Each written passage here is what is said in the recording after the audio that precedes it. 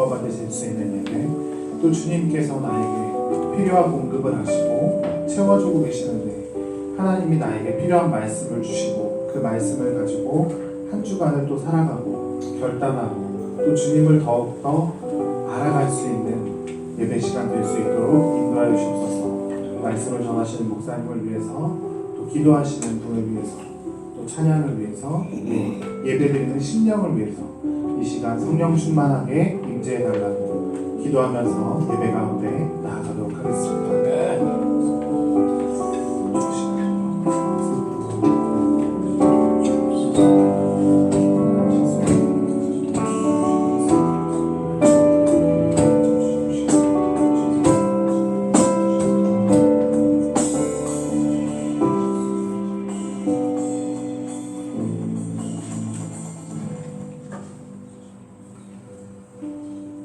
할렐루야. 네. 예배자의 자리에 오신 여러분을 사랑하고 축복합니다. 옆 사람에게 인사할까요? 주님께서 부르셨습니다. 할렐루야. 주님께서 여러분을 이 자리에 부르셨습니다. 여러분을 사랑하고 축복합니다. 특별히 먼 땅 미국에서 저와 닮은 제가 제일 사랑하는 큰 누나가 왔네요.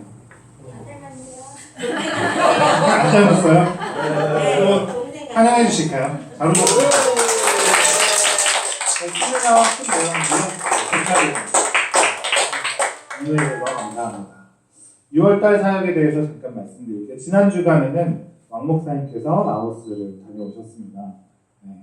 오실 때 또 두 손을 가득 돌아오신 것 같아요. 예배 후에 가정별로 꿀 하나씩 가져가시라고 합니다. 목사님 감사합니다. 제가 감사합니다. 그리고 오늘은 한 달에 한 번 모이는 저희들 동아리 활동이 있을 예정입니다. 밥 먹고 나서 5일 있을 예정이고요. 동아리 활동으로 삼례마을에 있는 볼링장에서 볼링을 치도록 하겠습니다. 그리고 마지막 주에 상반기를 마감하면서 JKB 임시 사무 처리가 있을 예정이니까 한 해 중간을 지나가면서 어떤 은혜가 있었는지 기억하고 또 하나님의 계획 가운데 우리가 잘 있었는지 한번 돌아보는 시간이 될 수 있도록 함께 기도해 주시면 좋겠습니다. 7월, 8월 묵상할 수 있는 매일 성경이 준비되었습니다. 그래서 뒤에 있거든요. 식사하시기 전에 말씀을 먹으실 수 있도록 저 본가를 잘 챙겨주시면 좋겠습니다. 그리고 가스펠 프로젝트가 계속 이어지고 있는데 지난주에 냈던 숙제가 27장 하고 31장부터 40장까지 요거가 좀 길더라고요. 그죠? 네, 그래서 다 못하셨을까봐 다음 주까지 읽으시면 될 것 같습니다. 네, 다음 주에 읽어주시면 좋을 것 같고요. 기도 순서마다 잘 넘겨주시면 좋을 것 같습니다.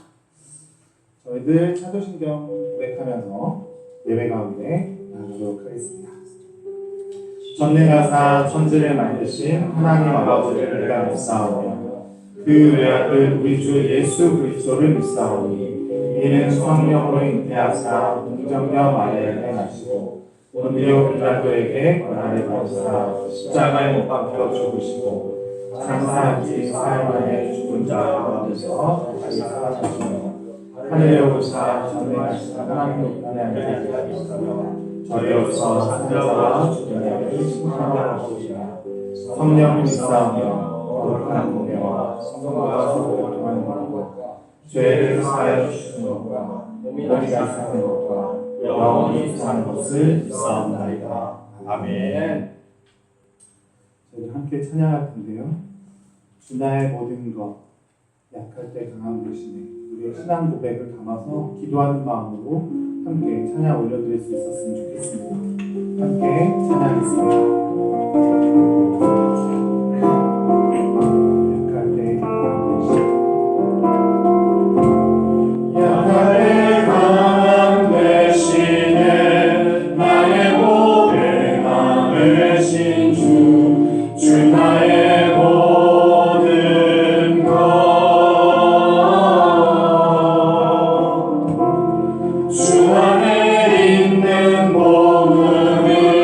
나는 포기할 수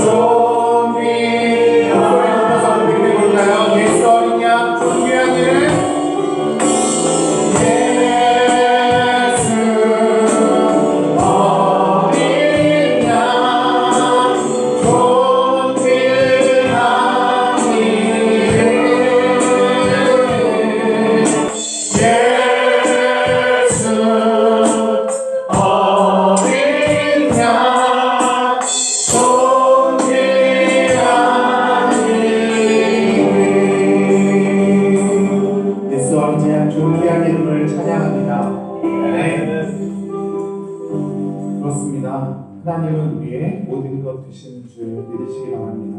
네. 우리가 정말 약할 때 우리의 강함 되시고 우리가 쓰러질 때 나를 붙잡아 주시고 채워주시는 분, 그 예수를 기억하면서 또 우리의 삶을 돌아보면서 같이 한번 고백하면서 찬양 올려드렸으면 좋겠는데요. 여러분들은 사실 찬양을 안 불러보셔서 조금 어려우실 수 있을 것 같아요. 제가 앞에서 먼저 선창하겠습니다. 함께 들으시면서 가사 가운데서 나의 고백을 하나님 앞에 올려드리며 함께 찬양할 수 있었으면 좋겠습니다.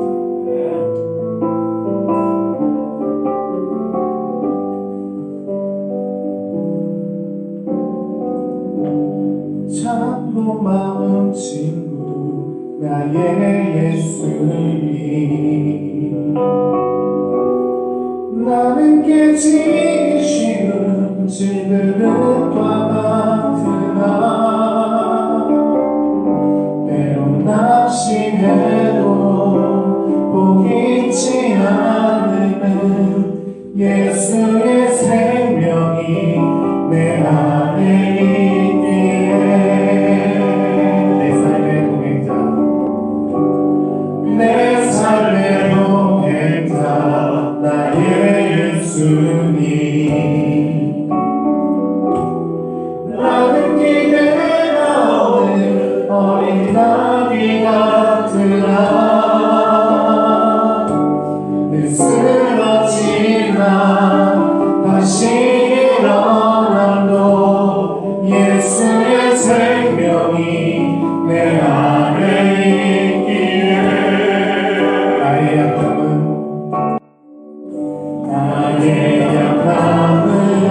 나의 자랑이요 나의 실패는 나의 강증이요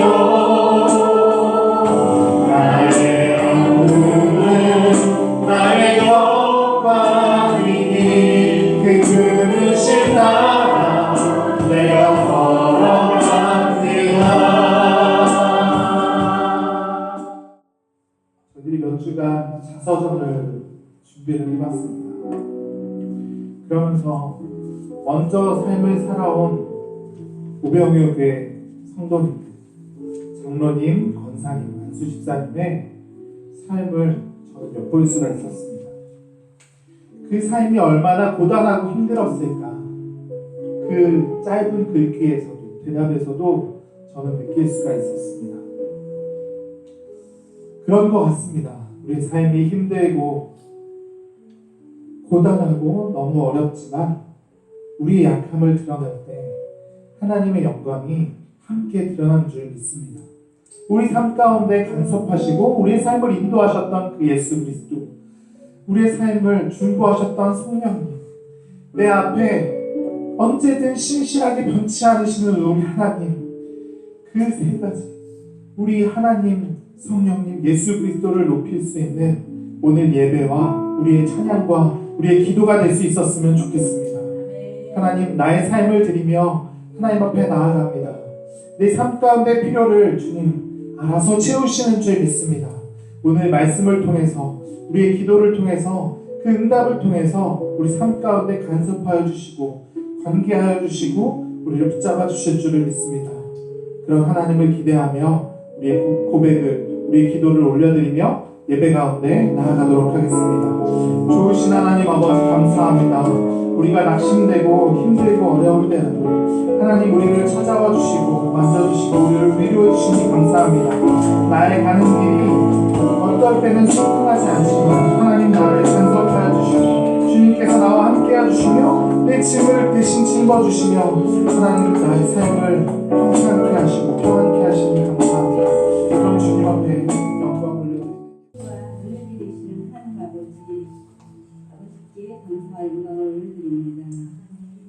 우리의 혼란한 하루와 이름 속에 홀로 내버려두지 않으시고 은혜를 베푸시려 기다리시고 또 우리에게 긍휼을 베푸시려 일어나시는 주님, 주님을 찬양하고 예배하기에 모여싸우는 이 시간 저희와 함께해 주시옵소서.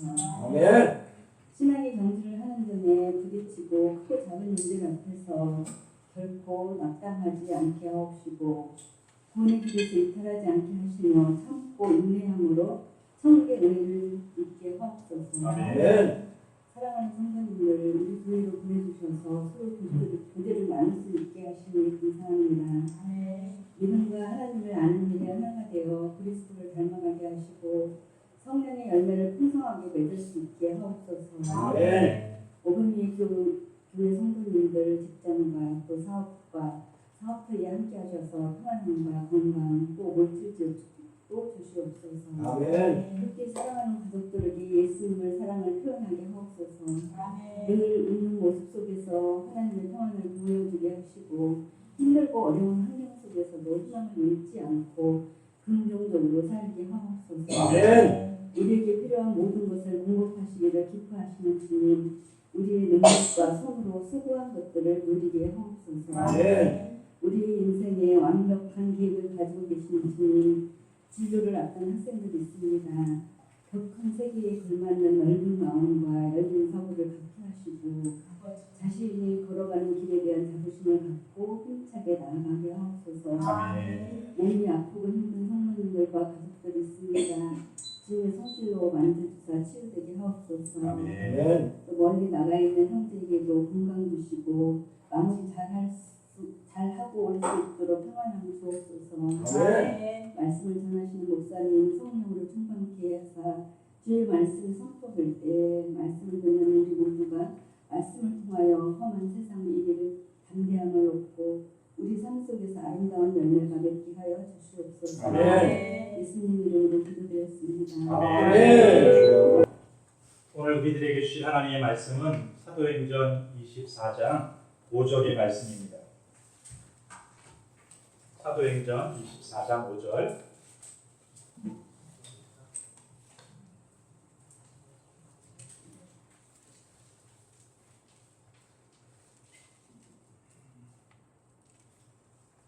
찾으셨으면 한 목소리로 합독하겠습니다. 우리가 이 사람은 전염병 같은 자라. 차라리 거짓 유대인을 다 소유하게 하는 자요. 나사렛 이단의 우두머리라. 아멘. 오늘 이제 주께 드린 헌금 위해서 기도하겠습니다. 좋으신 하나님 아버지 은혜를 감사합니다. 오늘도 예배하게 하시고 또 찬양하게 하시고 기도하며 또 교우들과 함께 주 안에서 교제하게 하시니 감사합니다. 예배 가운데 임재하신 하나님 영광을 받아 주옵소서.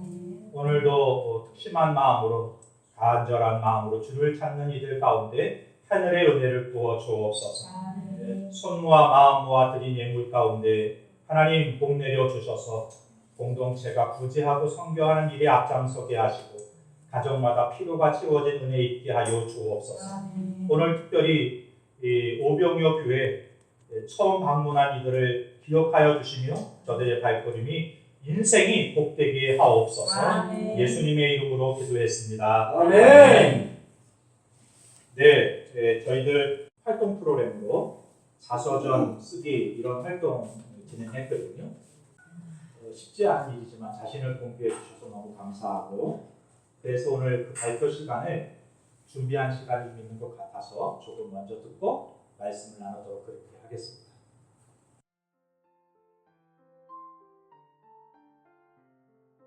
나는 1954년에 전북 부안읍에서 시평제 중 9번째로 태어났다.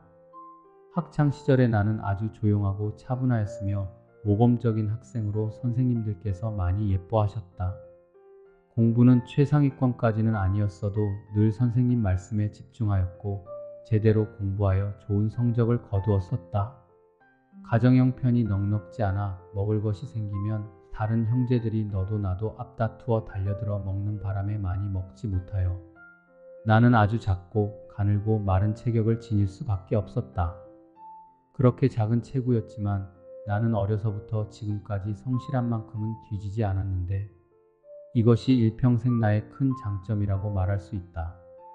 어릴 적 에피소드를 말하자면 숨바꼭질을 할 때 꼭 내 옆에 와서 숨는 바람에 술래에게 들키게 만드는 얄미운 친구가 한 명 있었다. 그 친구는 바로 교장 선생님의 딸이다.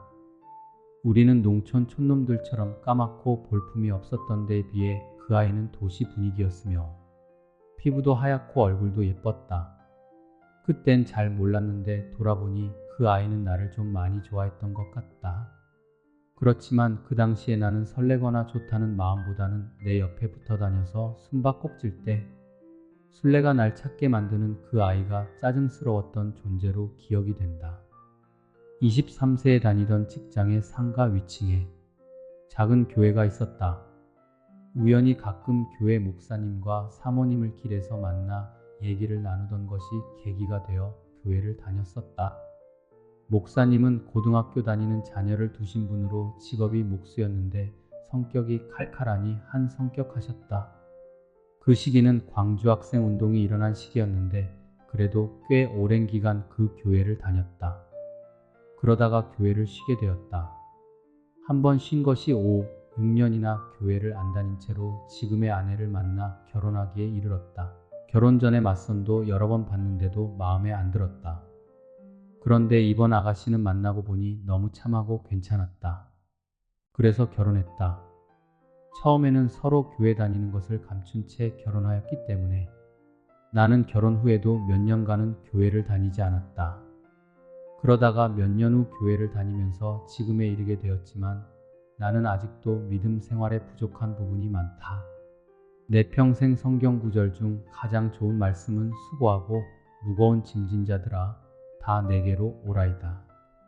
지치고 힘든 나의 육체와 정신에 가장 위로가 된 말씀이다. 이제 남은 나의 황혼을 계획한다. 시골에 몇 평이라도 되는 땅을 사서 농사를 조금만 짓고 스스로 먹을 것은 자급자족할 수 있게 되기를 소망해본다. 앞으로 10년 후 우리 교회는 분위기도 좋고 목사님 말씀도 좋으니 여기보다는 신도시의 교회가 세워져서 복음 전파에 열정적인 역할을 하고 있을 것이다. 끝으로 오늘을 게을리 살면 늙어서도 고생이니까 부디 오늘 하루하루를 근면하게 성실하게 살자는 말을 남기고 싶다. 저는 오동민 장로님을 준비했습니다. 오동민 장로님에 대해서 제가 자서전 준비한 거를 인터뷰한 내용을 기준으로 읽어보도록 하겠습니다. 장로님은 1960년 6월 1일 일산 주역동에서 태어났고 8남매 7남 1녀 중에 6번째로 태어났습니다. 가정은 평범한 수준이었지만 오씨 집안에서는 가장 잘 사는 집안이었습니다. 전국에 있는 오씨가 아니고 부모 형제들의 오씨 중에서입니다.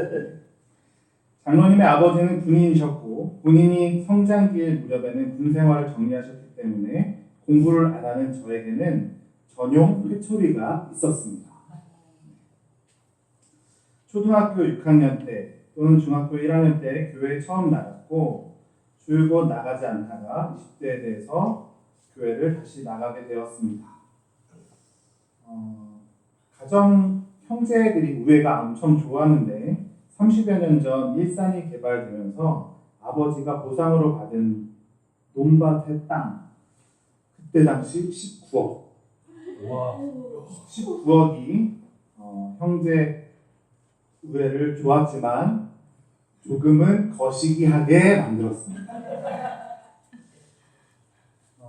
20년 초반에 유경옥 권사님을 교회에서 알게 되었고 저는 그녀를 좋아하게 되었습니다. 물론 처음에는 뚱뚱하고 살이 쪄서 좋아하지 않았습니다. 아내가 근데 병을 앓았었고 저는 그 병을 어떻게 해야 할지 몰라서 많이 괴로워했습니다.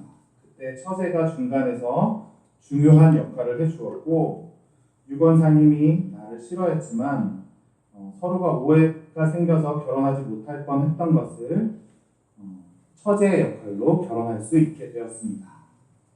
28살에 결혼을 하게 되었고 승연이 위로 있던 아들이 5살 아파트에서 떨어져 급하게 연락을 받고 병원에 데려갔지만 결국은 살리지 못해 사망하게 되었습니다. 자녀를 잃고 보니 아이들에 대한 마음이 더욱 특별해졌습니다.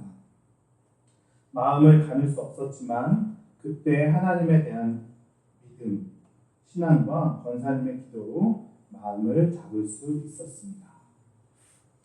지금은 교회를 더 성장시키기 위해 노력하고 있습니다. 장로 직관을 그만두고 고문이나 어른 역할을 할 생각입니다. 교회 발전을 위해 항상 고민하고 있고 선교와 전도 활동을 하고 싶은 마음으로 목사님을 위해 헌신하고 있습니다. 아브라함의 하나님, 이삭의 하나님, 야곱의 하나님을 통해 그 하나님이 우리를 사랑하시고 보살펴 주신다는 것을 알 수 있었습니다. 하나님의 사랑을 느끼며 살아가면 어려운 상황에서도 힘을 얻을 수 있습니다. 저 또한 목사님의 말씀을 통해 하나님의 사랑을 느끼고 힘을 얻을 수 있었습니다. 청년들이여, 목사님의 말씀을 듣고 그 말씀에 따라 살면서 믿음을 잃지 않길 바랍니다.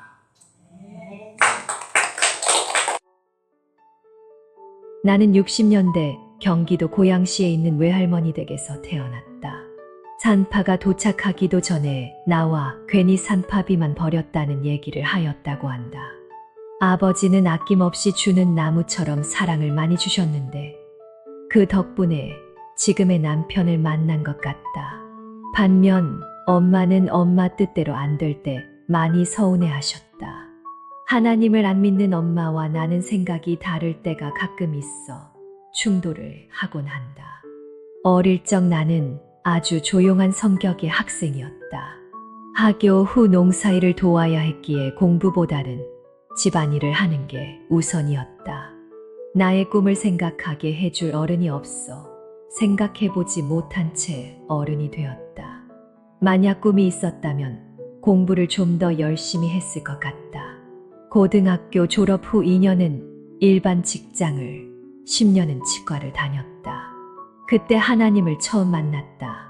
22살의 결핵에 걸려 힘들 때 목욕탕을 가던 길에 교회로 인도해준 어른 분이 계셨다.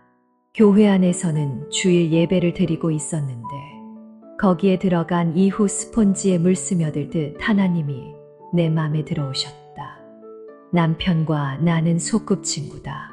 선을 보고 들어온 얘기까지 다 하던 사이였는데 어느 날 매일 보던 그 친구가 이성으로 느껴졌다. 2년간 편지와 전화로 연애를 할 때 계속 응원하고 격려한 여동생 덕분에 결혼까지 했다. 동생은 우리를 위해 매일 기도하였다는데 기도 덕분에 함께 신앙생활하며 잘 살고 있다. 힘든 시간도 있었지만 잘 견뎌 지금의 단단한 내가 있는 것 같다. 가장 행복한 순간은 남편과 손잡고 교회 가고 예배하고 교회에서 함께 밥 먹고 청소하는 교회 생활의 모든 것을 함께 한다는 것이 기쁨이다. 나의 묘비에 쓰일 말을 생각해보면 경호가 수고했어, 잘 살았어, 이다. 천국 가는 그날까지 우리 모두 화이팅!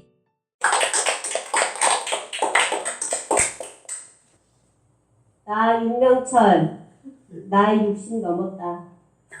참 어렵고 힘들었던 시간이 많았다. 내 인생은 강원도 춘천으로부터 시작되는데 꽃도 피고 물고기도 잡는 동네. 하루가 멀다 하고 다치고 깨지는 일이 많았던 배고픈 시간도 있었지만 그때가 아무 걱정 없이 웃기만 해도 즐거웠던 때였다. 가끔은 고향이 생각나기도 하지만 춘천댐이 생기면서 스물된 내 고향은 이제 볼 수도 없고 생각하면 무섭기도 하고 찾기도 힘들어서 기억 속의 고향이 되어버렸지. 가족하고 초등학교 5학년 때쯤 파주로 이사 왔는데 먹고 사는 게 힘들어서 학교만 다녀오면 어머니 보따리 장사하는 곳에 따라다니는 일이 비일비재했지. 둘째 아들이었지만 나는 장남처럼 살면서 식구들 챙기기에 바빴고 그러다 성인이 되면서 직장을 갔는데 그때 거기서 우리 김정숙 권사를 처음 만났어. 근데 오늘 보니까 그 많고 많은 짐들과 빨래 중에 내 빨래도 개어져 있는 거지. 그래서 그때 내가 이렇게 말했어. 누가 이렇게 했어! 이렇게 소리치니까 어느 분이 저분이 정리해 놓으셨어요. 아마 그랬던 게 나를 좋게 봐서 나에 대한 호감 표현이 아니었을까? 그러다 우리 아들도 태어났는데 내가 이제 일하면서 먹고 살아야 되다 보니까 현장 쫓아다니고 정신없이 살다 보니까 아들이 커가는 걸 살피지도 못했어. 어느 날 집에 오면 한 뼘 커져 있고 멀미도 심하게 하는데 나보겠다고 현장으로 저 엄마랑 놀러 오면 또 한 뼘 커져 있고 그래서 우리 미국 식구들이 모두 미국으로 이민 가는데도 내 마누라 내 새끼 챙기느라 딱히 슬픈지 어떤지도 모르고 앞만 보면서 이리저리 뛰어다녔던 때였지. 근데 그 덕에 지금은 그 인맥으로 난 먹고 살아. 내가 가지고 있는 내 신조는 딱 두 가지야. 내 식구들 굶기지 말자. 생활비 따박따박 가져가 주자. 많지는 않지만 알뜰살뜰 살림하면서 아들 키워주면서 산 우리 김정숙 권사한테 내가 참 너무 이루 말할 수 없이 진심으로 매일매일 고마워하는 삶을 살고 있다고.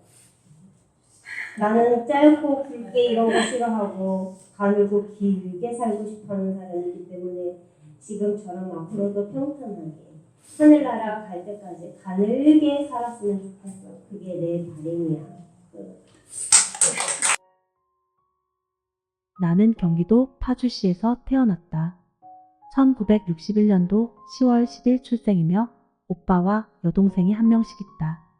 교회를 다니면서 특별히 힘든 점은 없었지만 과거에 남편이 교회를 다니지 않았을 때 일주일에 교회를 한 번만 가라고 하거나 주일만 교회를 가라고 해서 힘들었다. 하지만 지금은 남편과 함께 교회를 다니고 있어 행복하다. 가장 좋아하는 말씀은 고린도후서 12장 9절로 나에게 이르시기를 내 은혜가 내게 족하도다. 이는 내 능력이 약한 데서 온전하여 짐이라 하시지라. 그러므로 도리어 크게 기뻐함으로 나의 여러 약한 것들에 대하여 자랑하리니 이는 그리스도의 능력이 내게 머물게 하려 함이라 라는 말씀이다. 어려운 고난의 과정을 하나님께서 이끄셔서 하나님의 평안 가운데 거할 수 있다는 말씀이어서 더 좋았다. 죽기 전에 하고 싶은 것은 딱히 없다. 하지만 나이를 먹어가면서 노인이 되려 하지 말고 어른이 되고 싶다는 생각을 하게 되었다. 나이를 먹어 대접만 받지 말자 생각한다. 요즘에는 수명이 늘어 건강이 악화되어 남에게 피해가 되는 여생을 보내기 싫어 건강을 챙기려고 힘쓰는 중이다. 모두의 영과 육의 건강을 기원합니다. 샬롬. 사람들을 안다고 시청할 게 아니라 또 이렇게 살펴볼 필요가 있을 것 같습니다. 여기서 퀴즈 있습니다. 잘 들으셨으면 누구나 대답할 수 있습니다. 문제 1번. 유권사님이 전도를 받은 곳은 어디를 다녀오다가 전도를 받았나요? 정답! 목욕탕! 와!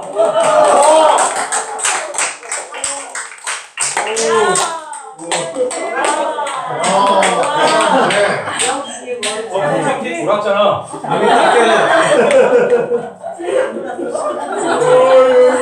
자, 질문. 이거 라오스권으로는 그래도 꽤 괜찮은 쿠키랑 사온 건데 원두입니다. 질문. 최규종 집사님은 10째 중에 몇째였을까요? 정답! 9째. 9째!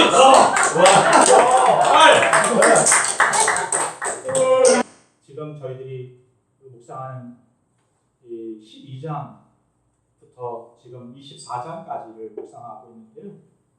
이 부분에 중심되는 인물 중에 한 사람이 바울이에요. 1차, 2차, 3차 여행을 마치게 되고 이제 주변에 있는 사람들이 예루살렘을 가지 말라고 붙잡지만 바울은 그들의 붙잡는 것을 뿌리치고 예루살렘을 가죠. 거기서 내가 무슨 일을 당할지는 명확히 알 수 없지만 주변에서 사람들의 이야기를 통해 들려지는 소식을 듣고 기도 가운데 성령이 바울에게 하시는 말씀을 들었을 땐 편한 것보단 어렵고 힘든 길이라는 것을 바울도 알지만 주께서 자기에게 맡기신 사명을 이루는 일에는 나의 생명을 조금도 아깝지 않게 여긴다. 이런 마음을 갖고 예루살렘을 향해 가듯 진짜로 예루살렘에서 어려운 고난을 당해요. 여러 번의 재판을 받게 되는데요. 1차는 무리들에게 재판을 받게 되고 2차는 사례들인 공회에 의해서 재판을 받게 돼요. 오늘 본문은 세 번째 재판을 펠릭스 총독 앞에서 재판을 갖게 되는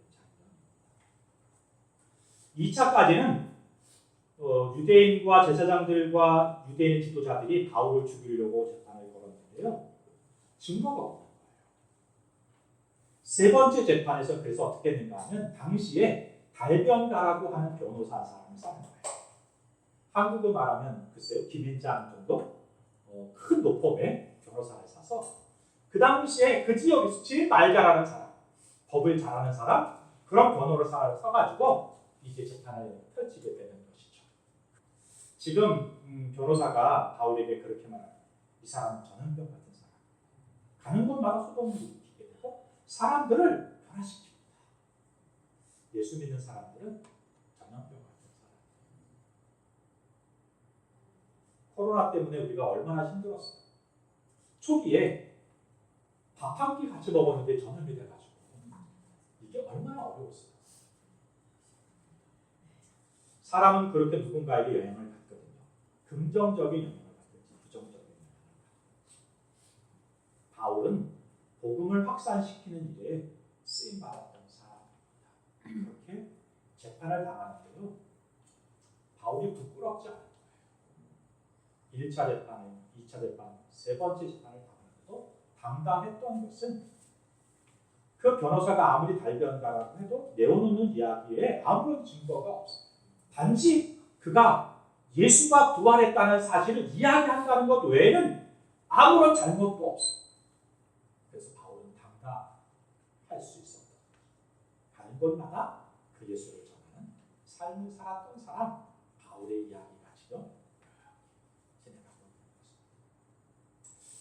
지난 주간 여러분들이 기도해 주신 덕분에 라오스를 방문하고 왔습니다.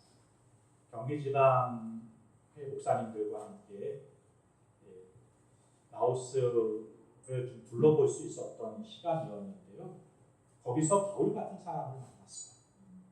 그분의 이야기를 좀 하면서 말씀을 좀 나눌까 합니다. 라오스 땅을 보면 이렇게 되어 있더라고요. 위에는 중국이 있고요. 여러분이 보시는 쪽으로 오른쪽엔 베트남이 있는 거예요. 그리고 북쪽으로는 캄보디아가 있고요.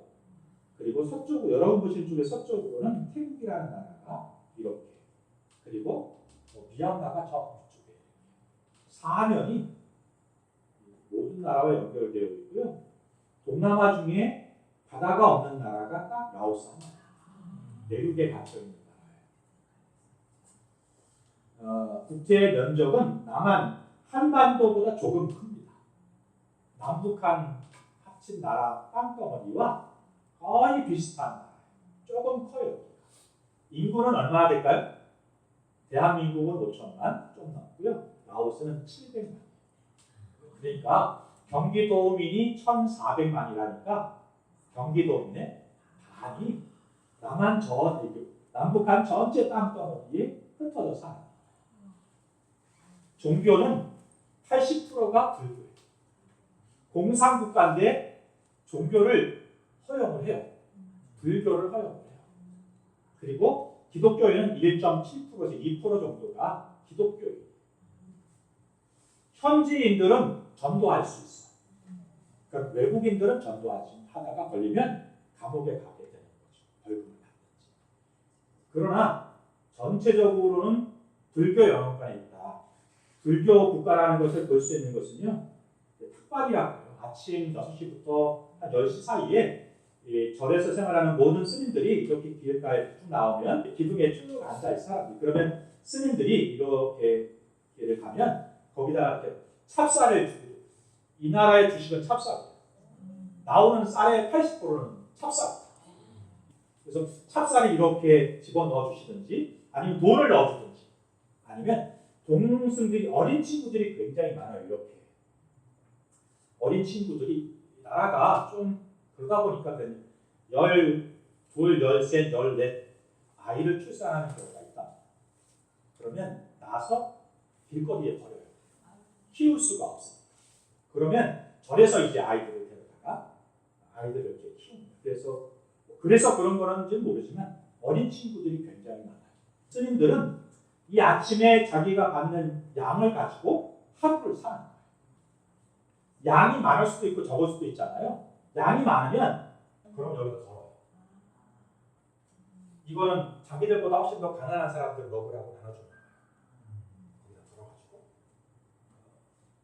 제가 이렇게 설명하는 것은 원래는 그랬대요. 지금은 장사하는 사람이 다시 가져가서 팔아요. 그리고 이제 공연하는 사람한테 그걸 또 팔아서 또 와서 이렇게 집어넣고 이렇게 하는. 이렇게 뒤를 어린 친구들이 있고요. 앉아서 이렇게 이 대나무로 만든 거는 쌀밥을 주는 사람도 있고, 과자를 주는 분도 있고, 돈을 이렇게 주는 분들이 있어요. 불교 국가라서 그런지 이전에는 티네이저 10대가 되면 1년씩 절에 들어가서 군대 생활하는 거죠. 우리나라는 군대 가잖아요. 이 나라는 10대가 되면 1년씩 절에 들어가서 교육을 받고 나오게 되는 어린 친구들이 굉장히 많아요. 지금은 그렇지는 않다. 그런 나라에 장애인 센터를 짓고 장애인 선교를 하고 돌아온 선교사님이 계시는 거예요. 김요 선교사고, 남편은 김요, 부인은 조성희 선교사가, 부부가 한국 땅에서 맹인들 사역을 한 20년간 사역을 했던 분이세요. 맹인 중창단을 만들어서 이렇게 세계적으로 투어하면서 하셨던 선교를 하셨던 분입니다. 어느 순간 라오스가 마음에 들어와서 라오스에서 이제 맹인 선교를 하게 갔는데, 지금은 맹인보다 노마 선교가 훨씬 더 잘 돼요. 지금 맹인 선교는 답보 상태인데, 노마 선교는 주일날 교회 오는 사람 평균 60명이 넘고 절기 때는 100여 명이 넘는 정도로, 그래서 노마 교회가 먼저 세워졌어요. 여기 보시면 이게 수화잖아요. I love you 이렇게 써놓고, 주일날 평균 60명 넘는 노마인들이 모여서 예배를 드리고 있고, 이쪽은 요일마다 오는 장애인들이 있더라고요. 화요일날, 수요일날 지체 장애인 뭐 이런 식으로 와서 사역을 하고 있는 센터에 저희가 방문을 해서 1박 2일 아이들과 함께 생활하면서 먹이면서 그래서 이렇게 진행을 하고 왔습니다. 이날은 화요일인데요. 저희가 1박 2일 하는 날에 아이들이 좀 이렇게 근육이 없는 아이들, 그 다음에 뭐라 그러죠? 어쨌든 장애를 가지고 있는 친구들이 그날 한 30여 명 정도를 선생님들이 매일 승용차로 데려오기도 하고, 오토바이를 타고 집집마다 방문해서 아이를 끈으로 묶어서, 이렇게 길이 워낙 안 좋으니까 한 명씩 이렇게 끈으로 묶어서 태워서 아침 10시에 오면 이제 간식 먹이고 프로그램하고 점심 먹이고 프로그램하고 집에 가기 전에 다 씻긴대요. 다 씻겨서 이제 3시 반 4시쯤 다시 아이들을 집집마다 데려다 주는 이런 것들을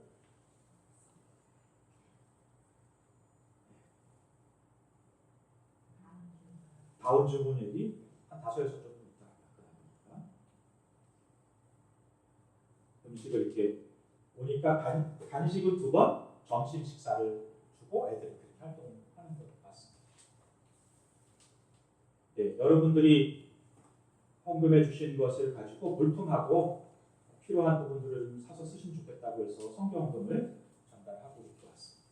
장애인 센터에 중요한 부분마다 그려져 있는 그림이 뭔가 하면 이상한 새라는 거예요. 새가 이상하시죠? 날개가 한쪽은 짧고 한쪽은 크고 긴 없잖아요. 루터가 한 이야기 중에요. 그리스도인들은 이상한 새입니다. 이런 글이 있어요.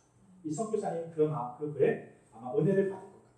그래서 라오스에 사역을 하면서 이런 마음을 가지고 사는 거예요. 이상한 새가 됐으면 좋겠다. 그리스도인은 이상한 새입니다. 절망의 시간에 확신의 노래를 부르는 새, 원망의 때에는 감사의 노래를 부르는 새, 슬픔의 시절에 믿음의 감격을 노래하는 이상한 새가 그리스도입니다. 루터가 종교개혁자인 루터가 교회를 향하여 설교할 때 했던 말입니다. 그리스도인들은 어떤 삶을 사는가? 절망의 시간에도, 원망의 때에도, 슬픔의 시절에도. 세상에서는 불평하고 한숨 쉬면서 하면서 그러지만 그리스도인은 확신을 감사의 감격과 찬양을 하는 선교사님, 김조 선교사님 그런 마음으로 아이들을 돌보는 시간들을 가지고 있다. 우리도 이상한 사회의 삶을 살았으면 좋겠다. 바울이 지금 그러고 있잖아요. 이 선교사님이 두 번째 이야기하는 건 뭐냐면 이렇게 라오스에 와서 무명의 그리스도인으로 섬기다가 하나님 품에 안겼으면 좋겠다고 하는 이야기가 두 번째 저희들에게 하는 얘기였습니다. 무명의 그리스도인. 사실은 김요 선교사님이 한 얘기 아니고요. 양화진에 가면 외국인 순교사의 묘지가 있어요. 거기에 가면 언덕의 중앙에 이렇게 한 풀 뒤로 돌아가면 일본인 한 분이 거기에 이렇게 모셔져 있습니다. 소다 가이치라는 선교사님. 소다 가이치. 고아들의 아버지. 가이치 선교사님을 부를 때 고아들의 아버지 이렇게 이야기하는 사람. 소다 가이치 선교사님이 23살 때 젊을 때죠. 일본을 떠나 외국 배를 타고 쭉 전 세계를 유행하다가 홍콩을 거쳐서 대만에 머물게 됩니다. 26살 때쯤입니다.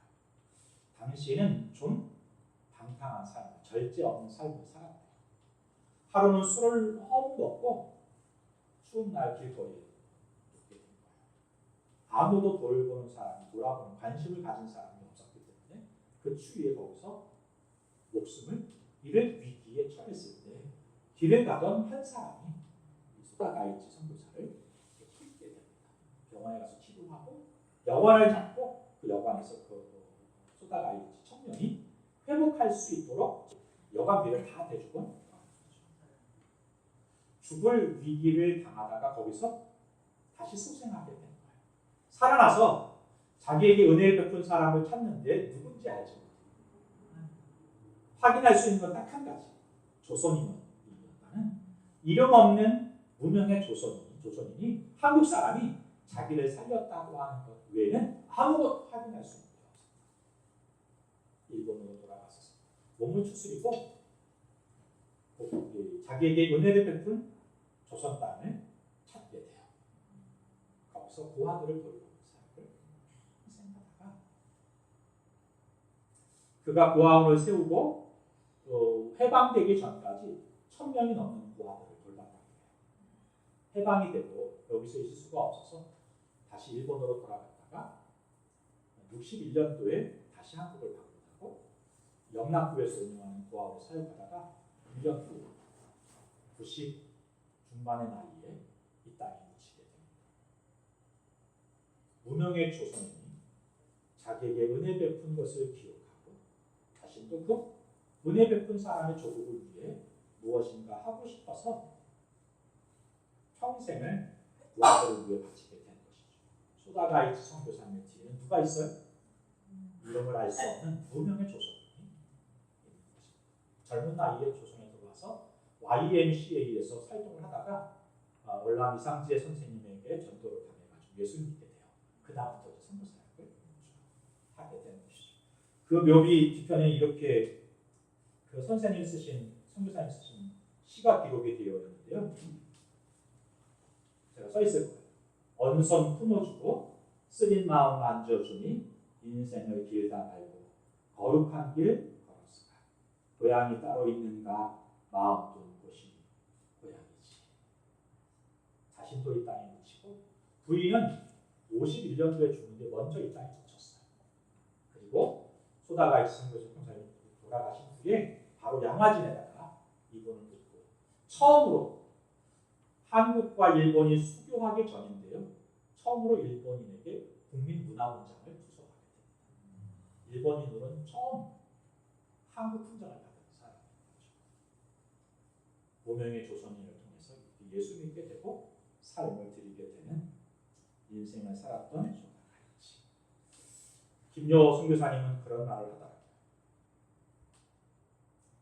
그처럼 무명의 그리스도인으로 주를 섬기다가 자기 이름을 남기는 게 아니라 예수의 이름을 남기고 주의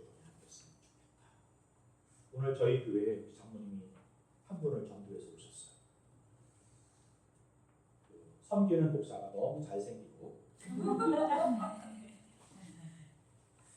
너무 좋은 목사라고 소개하셨어요. 그 말을 듣는데 얼마나 부끄러웠는지. 우리 교인들이 이 섬기는 목사를 소개하는 교인이 아니라 예수를 소개하는 분들이 될 수 있었으면 좋겠고요. 저와 여러분이 라오스를 섬기는 김요 선교사와 조성일 선교사처럼 이상한 새 그리고 무명의 그리스도인 주와 주께서 허락하신 우리의 이웃들을 섬기다가 주의 품에 안길 수 있는 이 오병의 교우들과 오늘 저희 교회를 방문하신 여러분 모두가 될 수 있었으면 좋겠습니다. 네. 저희 교회가 작지만 여러분이 보태신 손길을 통해서 이렇게 라오스도 섬기고 또 기회가 되면 여러 부족들을 섬길 수 있는 교회가 될 수 있었으면 좋겠고요. 저희는 가지 못하죠. 소다가이치가 다 될 수는 없잖아요. 김효 선교사가 다 될 수는 없잖아요. 우리가 있는 자리에서 우리를 통하여 예수가 나의 이름이 아니라 예수의 이름, 예수의 능력이 예수의 사랑 가운데가 전해지고 하나님 나라가 확산되어지고 주의 뜻을 이루는 삶을 살 수 있었습니다. 그러다가 주님의 품에 안겨서 이 땅엔 우리의 이름이 없지만 하나님 나라의 우리의 이름이 길이 기억되고 보존되고 그 이름을 기억하시는 주님의 품에 안겨가지고 마지막 삶을 부끄럽지 않은 인생을 살아가는 저와 여러분이 될 수 있었으면 좋겠습니다. 아멘. 함께 적용 찬송은 충만하고 오늘 보게 보니까 가사가 그렇게 되어 있더라고요. 무명이어도 공허하지 않는 것은 예수 안에 난 만족합니다. 예, 우리는 이름을 남기기 위해 이 땅의 사람들은 살아요. 그러잖아요. 호랑이는 죽어서 가죽을 남기고 사람은 뭘 남겨요? 이름을 남깁니다. 그렇지만 예수 안에 있는 우리는 이름을 남기는 사람들이 아니라 예수를 남기는 사람들이에요. 예수의 사랑을 남기고 예수의 이름이 능력이고 복음이 생명인 것을 전하고 살아가는 사람. 그런 삶을 살다가 그 예수로 충만한 삶을 살다가 예수님의 품에 안겨서 마지막에 정말 그 화면 받으면서 영광 가운데 그 천국 잔치에 한 분도 빠짐없이 동참하는 저와 여러분이 될 수 있었으면 좋겠습니다. 함께 찬양할게요.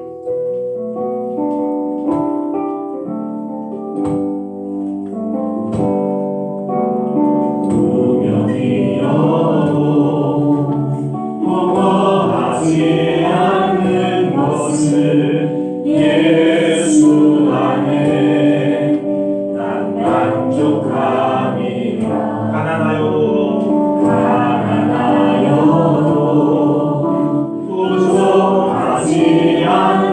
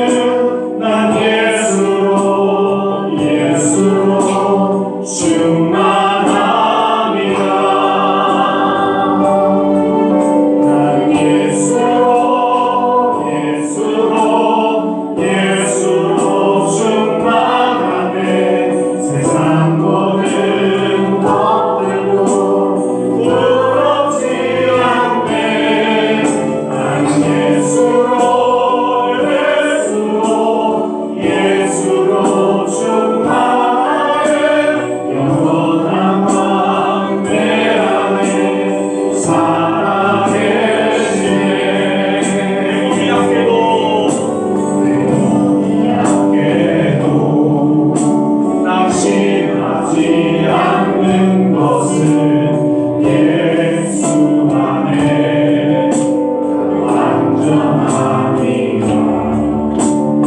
완전 세상 부럽지 않는 것은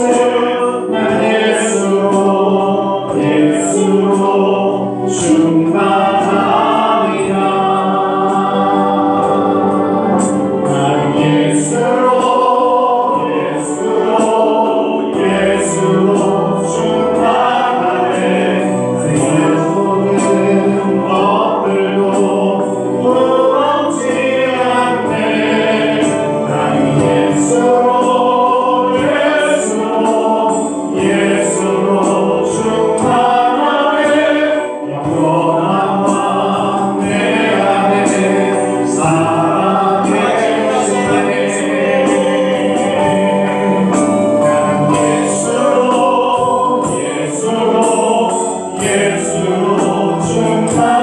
충만하네. 내 모든 풍파도 부럽지 않네.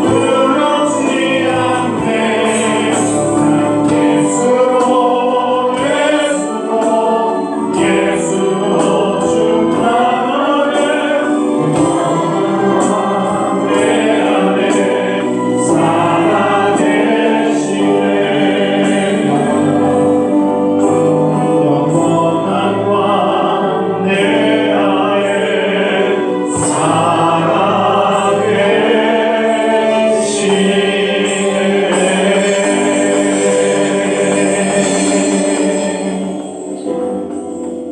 바울의 인생을 돌아보면 그의 인생은 수고와 고난과 역경의 연속이었습니다. 선한 일을 하는데 예수님 증거하고 예수님 닮아서 복음 전하는 것 외에, 그리고 또 십자가 사랑을 전하는 것 외에는 그가 내세우는 것도 자랑하는 것도 없는 삶을 살았는데, 참 고난받는 바울을 보면서 어떻게 이럴 수가 있는가 그런 생각을 하게 돼요.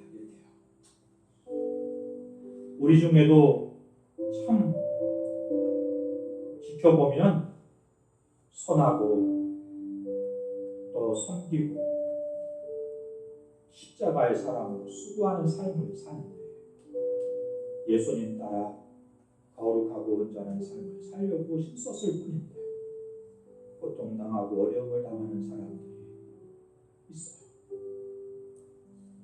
이유 없이 고통과 고난을 당하고 억울한 일 당하는 사람들도 있고요. 걸음걸음이 한숨밖에 한심밖에 수고와 참 힘들고 어려운 삶을 사는 사람들이 있어요.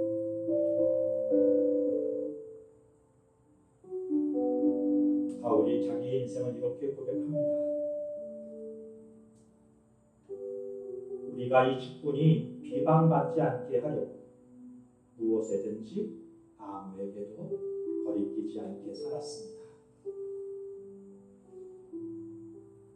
예수님 때문에 고발당했지만 2년이 넘는 시간 동안 뜯기고 그리고 샅샅이 조사를 당했는데요. 그거 외에 흠을 찾을 수가 없어요. 이러기도 쉽지 않죠. 그러면서 마지막에 이렇게 고백하는 거예요. 영광과 욕됨으로 그러했으며 악한 이름과 아름다운 이름으로 그러했는데, 사람들이 요셉 바울의 삶을 볼 때 욕하기도 했다는 거예요. 칭찬하는 사람도 있었죠. 무명한 자 같으나 나는 유명한 자입니다. 죽은 자 같으나 살아있는 사람, 징계를 받은 사람 같으나 죽임을 당하지 아니하고, 근심하고 걱정하며 그 속에 묻혀 사는 사람 같지만 항상 기뻐하고 가난한 자 같지만 많은 사람을 부유하게 하는 삶을 살았습니다. 바울은 스스로 그렇게 생각했대요.